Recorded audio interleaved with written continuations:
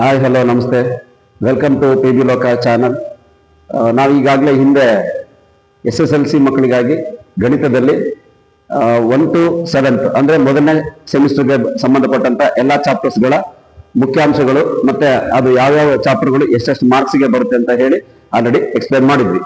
ಇನ್ನು ಎರಡನೇ ವಿಡಿಯೋದಲ್ಲಿ ಟ್ರಿಗ್ನಾಮೆಟ್ರಿ ಟ್ರಿಕ್ಸ್ ಅಂತ ಹೇಳಿ ಮಾಡಿದ್ವಿ. ಟ್ರಿಗ್ನಾಮೆಟ್ರಿಯಲ್ಲಿ ಬರುವಂತಹ ಫಾರ್ಮುಲಾಗಳನ್ನ ಹೇಗೆ ನೆನ್ಪಿಟ್ಕೊಳ್ಳೋದು ಅಂತ ಹೇಳಿ ಮಾಡಿದ್ವಿ. ಈಗ welcome to third video related to second semester. ಇದೇ SSLC ಮಕ್ಕಳಿಗಾಗಿ ಗಣಿತದ ಎರಡನೇ ಸೆಮಿಸ್ಟರ್ ಬರ್ತಕ್ಕಂತಹ ಉಳಿದಂತಹ 7 ಚಾಪ್ಟರ್ಗಳ ಮುಖ್ಯಾಂಶಗಳು ಮತ್ತು ಎಷ್ಟೆಷ್ಟು ಮಾರ್ಕ್ಸ್ಗೆ ಬರ್ತವೆ ಅಂತ ಹೇಳಿ ಈಗ ನೋಡ್ತಾ ಹೋಗೋಣ. ಮಕ್ಕಳೇ, ಈಗಾಗಲೇ ಹಿಂದಿನ ವಿಡಿಯೋದಲ್ಲಿ ನಾವು ಟ್ರಿಗ್ನಾಮೆಟ್ರಿ ಸಂಬಂಧಪಟ್ಟಿದ್ದು ಅಂದ್ರೆ ಇಂಟ್ರೊಡಕ್ಷನ್ ಟು ಟ್ರಿಗ್ನಾಮೆಟ್ರಿ ಮತ್ತು ಅಪ್ಲಿಕೇಶನ್ಸ್ ಆಫ್ ಟ್ರಿಗ್ನಾಮೆಟ್ರಿ ಬಗ್ಗೆ ನಾವು ಆಲ್ರೆಡಿ ಹಿಂದಿನ ವಿಡಿಯೋದಲ್ಲಿ ಹೇಳಿದೀವಿ.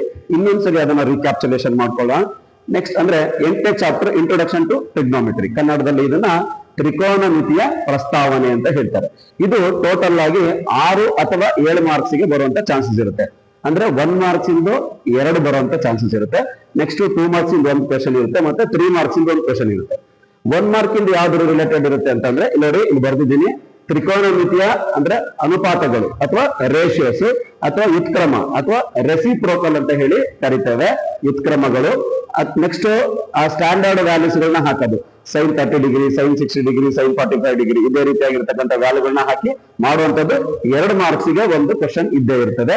ಸೊ ನೆಕ್ಸ್ಟ್ 3 ಮಾರ್ಕ್ಸ್ಗೆ ಯಾವ್ದು ಬರುತ್ತೆ ಅಂತಂದ್ರೆ 3 ಮಾರ್ಕ್ಸ್ಗೆ ಯಾವ್ದು ಬರುತ್ತೆ ಅಂದ್ರೆ ಐಡೆಂಟಿಟೀಸ್ ರಿಲೇಟೆಡ್, ನಿತ್ಯ ಸಮೀಕರಣಗಳಿಗೆ ಸಂಬಂಧಪಟ್ಟಂತಹದ್ದು. ನಿಮ್ಗೆ ಎಕ್ಸರ್ಸೈಸ್ ಅಲ್ಲಿ ಲಾಸ್ಟ್ 10 ಕ್ವಶನ್ ಗಳಿದ್ದಾವೆ ನೋಡ್ರಿ, ಸಾಧಿಸಿ ಅಥವಾ ಪ್ರೂವ್ ದಟ್ ಅಂತ ಹೇಳಿ 10 ಕ್ವಶನ್ ಇದಾವಲ್ಲ, ಸೊ ಅದರಲ್ಲಿ ಬರುವಂತಹ ಚಾನ್ಸಸ್ 3 ಮಾರ್ಕ್ಸ್ ಕ್ವಶನ್ಸ್ ಇರ್ತದೆ. ಇದು ತ್ರಿಕೋನಮಿತಿಯ ಪ್ರಸ್ತಾವನೆ ಅಥವಾ ಇಂಟ್ರೊಡಕ್ಷನ್ ಟು ಟ್ರಿಗ್ನಾಮೆಟ್ರಿ ಸಂಬಂಧಪಟ್ಟಿದ್ದು. ಇನ್ನು ನೆಕ್ಸ್ಟ್ 9ನೇ ಲೆಸನ್ ಯಾವುದು ಅಂದ್ರೆ 9th chapter applications of trigonometry. So ಕೆಲವು ತ್ರಿಕೋನಮಿತಿಯ ಅನ್ವಯಗಳು. ಇಲ್ಲಿ 1 ಮಾರ್ಕ್, 2 ಮಾರ್ಕ್, 3 ಮಾರ್ಕ್ ಇರೋದಿಲ್ಲ, ಡೈರೆಕ್ಟ್ ಆಗಿ 4 ಮಾರ್ಕ್ಸ್ ಕ್ವಶನ್ ಇರ್ತದೆ. ಅಂದ್ರೆ ಅವರೇ ವಿತ್ ಡಯಾಗ್ರಾಮ್, ಚಿತ್ರ ಸಹಿತವಾಗಿ, ಅದು ಉದಾಹರಣೆ ಲೆಕ್ಕಗಳಿರಬಹುದು ಅಥವಾ ಅಭ್ಯಾಸದಲ್ಲಿ ಇರ್ತಕ್ಕಂಥ ಲೆಕ್ಕಗಳು. ಅಂದ್ರೆ so with diagram, worked examples ಅಲ್ಲಿರೋ ಪ್ರಾಬ್ಲಮ್ಸ್ ಇರಬಹುದು, ಮತ್ತೆ ಎಕ್ಸರ್ಸೈಸ್ ರಿಲೇಟೆಡ್ ಪ್ರಾಬ್ಲಮ್ಸ್ ಇರಬಹುದು. ನಿಮ್ಗೆ 14 ರಿಂದ 15 ಕ್ವಶನ್ಸ್ ಎಕ್ಸರ್ಸೈಸ್ ಅಲ್ಲಿ ಇದ್ದಾವೆ. ಸೊ ಮತ್ತೆ ಎಕ್ಸಾಂಪಲ್ಸ್ ಅಲ್ಲಿ ಒಂದು 7-8 ಪ್ರಾಬ್ಲಮ್ಗಳಿದ್ದಾವೆ. ಅವಷ್ಟನ್ನು ನೋಡ್ಕೊಳ್ಳಿ, ಅಷ್ಟರಲ್ಲಿ ಯಾವ್ದಾದ್ರು ಒಂದು ಬರುವಂತಹ ಚಾನ್ಸಸ್ ಇರ್ತದೆ. ನೆಕ್ಸ್ಟ್ ಬರೋಣ 10th ಚಾಪ್ಟರ್ ಸರ್ಕಲ್ಸ್ ಅಂದ್ರೆ ವೃತ್ತಗಳು ಅಂತ ಹೇಳಿ ಕರೀತಾರೆ. ಸೊ ಇದರಲ್ಲಿ ನಿಮ್ಗೆ 2 ಮಾರ್ಕ್ಸ್ಗೆ ಒಂದು ಕ್ವಶನ್ ಮತ್ತೆ 3 ಮಾರ್ಕ್ಸ್ಗೆ ಒಂದು ಕ್ವಶನ್ ಬರುವಂತ ಚಾನ್ಸಸ್ ಇರ್ತದೆ. ಅಂದ್ರೆ 2 ಮಾರ್ಕ್ಸ್ಗೆ ಯಾವ ತರ ಕೇಳಬಹುದು ಅಂತಂದ್ರೆ ಅವರೇ ಡಯಾಗ್ರಾಮ್ ಕೊಟ್ಬಿಟ್ಟು, ಸೊ ಕೋನಕ್ಕೆ ಸಂಬಂಧಪಟ್ಟ ಅಂದ್ರೆ ಗಿವನ್ ಅದು ಕೋನ ಅಂದ್ರೆ ಆಂಗಲ್ ಗಳನ್ನ ಕಂಡುಹಿಡಿರಿ ಅಂತ ಹೇಳಿ ಕೊಡಬಹುದು. ಅದು ಆಂಗಲ್ ಕಂಡುಹಿಡಿಯೋದು ಯಾವ್ದ್ರ ಮೇಲೆ ಇರುತ್ತಪ್ಪ ಅಂದ್ರೆ ಅದರಲ್ಲಿರ್ತಕ್ಕಂಥ 2 ಥಿಯರಮ್ಸ್ ಇದಾವೆ, ನಿಮ್ಗೆ ಗೊತ್ತಿರಬಹುದು.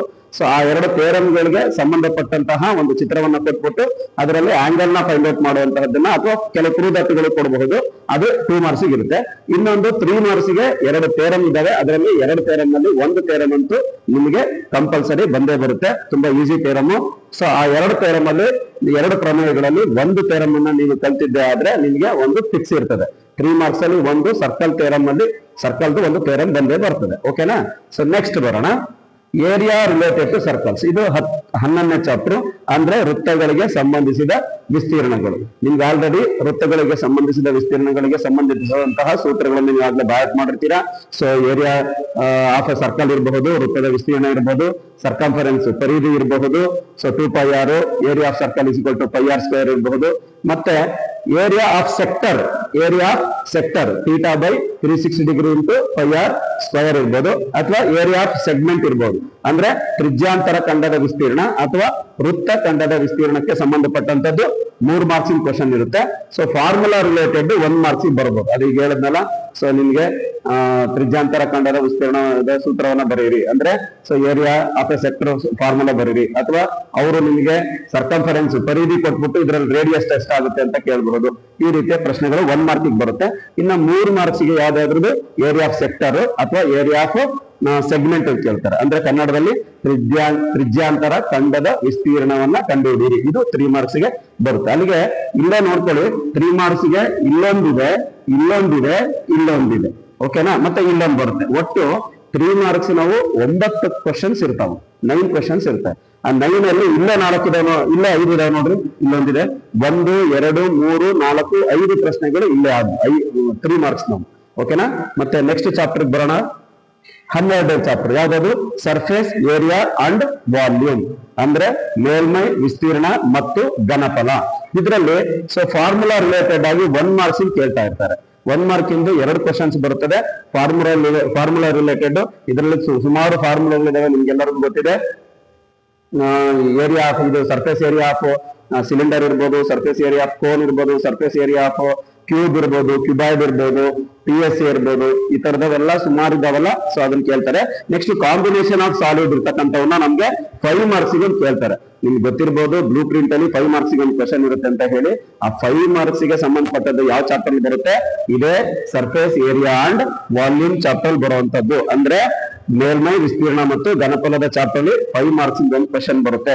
ಯಾವ್ದ್ರ ರಿಲೇಟೆಡ್ ಇರುತ್ತದಪ್ಪ ಅಂದ್ರೆ ಕಾಂಬಿನೇಷನ್ ಆಫ್ ಸಾಲಿಡ್ಸ್, ಅಂದ್ರೆ ಆ ಘನಗಳನ್ನ ಅವರೇ ಸಂಯೋಜಿಸಿ ಕೊಟ್ಟಿರ್ತಾರೆ. ಸೊ ಅದಕ್ಕೆ ಸಂಬಂಧಪಟ್ಟಂತಹದ್ದು ವಾಲ್ಯೂಮ್ ಕಂಡುಹಿಡಿಬಹುದು, ಅಂದ್ರೆ ಘನಫಲ ಕಂಡುಹಿಡಿರಿ, ಅಥವಾ ಟೋಟಲ್ ಸರ್ಫೇಸ್ ಏರಿಯಾ ಮೇಲ್ಮೈ ವಿಸ್ತೀರ್ಣವನ್ನ ಕಂಡುಹಿಡಿರಿ ಅಂತ ಹೇಳಿ ಕೇಳ್ಬೋದು. ಹಾಗಾಗಿ ಈ ಚಾಪ್ಟರ್ ಅಲ್ಲಿ ವೆರಿ ಇಂಪಾರ್ಟೆಂಟ್, ನೀವು ಫಾರ್ಮುಲಾಗಳನ್ನ ಬಹಿರಂಗ ಮಾಡಿರ್ಬೇಕು.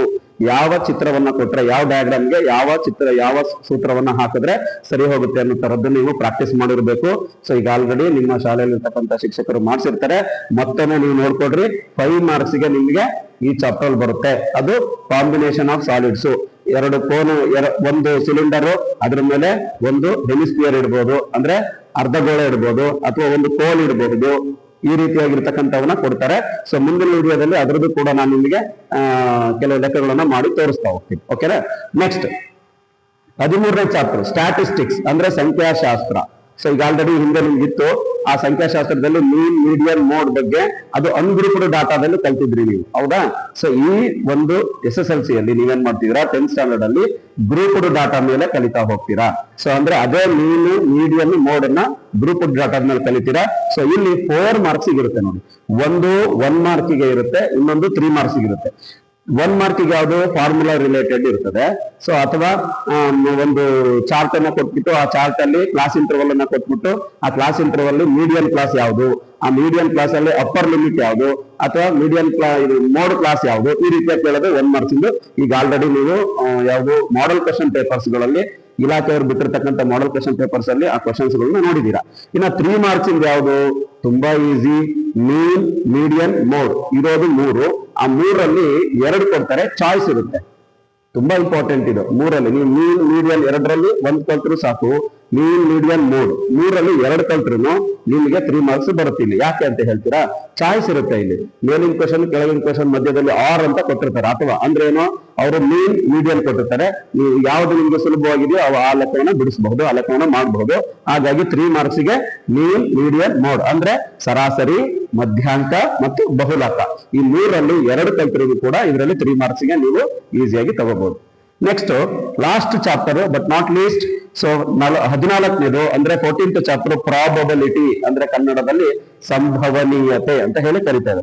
ಸೊ ಇದರಲ್ಲಿ ಕೂಡ 1 ಮಾರ್ಕಿಂದ 1 ಕ್ವಶನ್ ಮತ್ತೆ 3 ಮಾರ್ಕಿಂದ 1 ಕ್ವಶನ್, ಟೋಟಲ್ 4 ಮಾರ್ಕ್ಸ್ ಇರುತ್ತೆ. ಇದರಲ್ಲಿ 1 ಮಾರ್ಕಿಂದ ಯಾವ್ದು ರಿಲೇಟೆಡ್ ನಿಮ್ಗೆಲ್ಲ ಅದರಲ್ಲಿ ಇರ್ತಕ್ಕಂಥ 1-2 ಫಾರ್ಮುಲಾ ಪರಿಚಯ ಆಗಿರ್ಬೋದು. ಒಂದನೇದು P of E plus P of E dash is equal to 1. ಇದ್ರ ಮೇಲಿಂದ ಒಂದು ಲೆಕ್ಕವನ್ನ ಕೇಳ್ತಾರೆ.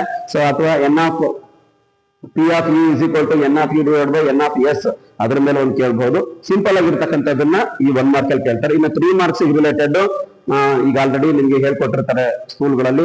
So coins related, 1 coin toss ಆದ್ರೆ ಎಷ್ಟಿರ್ತದೆ, 2 ಕಾಯಿನ್ಸ್ ಟಾಸ್ ಆದ್ರೆ ಹೇಗ್ ಬರುತ್ತೆ ಅಂತಂದು ಹೇಳಿರ್ತಾರೆ. ಸೊ 2 ಕಾಯಿನ್ಸ್ ಟಾಸ್ ಆದ್ರೆ 4 ಬರುತ್ತೆ. ಸೊ 1 ಕಾಯಿನ್ ಟಾಸ್ ಆದ್ರೆ ಸೊ ನಿಮ್ಗೆ 2 ಬರುತ್ತದೆ. ನೆಕ್ಸ್ಟ್ 1 ಡೈಸ್ ಟಾಸ್ ಆದ್ರೆ 1 ಡೈಸ್ ನ ರೋಲ್ ಮಾಡಿದ್ರೆ ನಾವು 6 ಬರುತ್ತೆ.